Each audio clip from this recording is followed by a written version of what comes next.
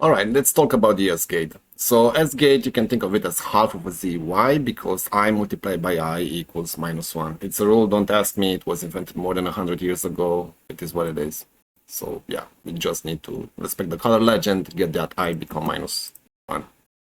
All right, now what if we want to remove all the colors? Well, I with I is -1, then -I, and then -I with I will give us -1 with -1, and that will give us 1. Easy peasy. Okay, what about now? This you can think as being the same thing as before. Two S gates, there are Z gate, and then again, same situation, showing the same idea. Okay, now a lot of text here. I think we're trying to make a really good point about something. Hopefully somebody will read it. And if not, that's fine, because the same thing that happens on the column side, so the same way you can think of color on the column side, you can think of on the horizontal side. So let's say I want to get this blue, right? So I know 2 S gates would give me red, right? Quite clear. So wherever there are 2 S gates, just follow the bit strings here, you get the color red. When the first 2 are 0, you get blue, right? Because the leftmost is blue.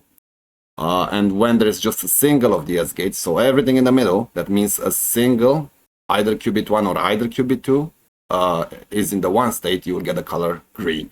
So that's how you can think about it. So for instance, I can already say, if I place on qubit 3 green, I will get all of these gold. All of these will be red, and nothing. Oh, actually, green will be here. All right, there you go. So these are gold, these are red, these are green, and so on. Again, because you can think, what's the case for 1, 0, 1, 1?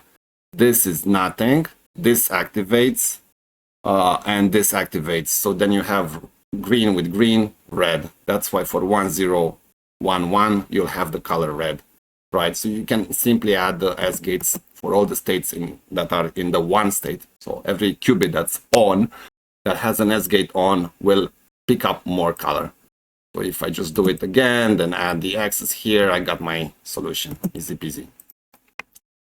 Okay, in this situation, I had to block this because many people were putting things where they were not supposed to put. Of course, because there's a lot of reading that needs to happen in order to understand the fundamentals of quantum mechanics.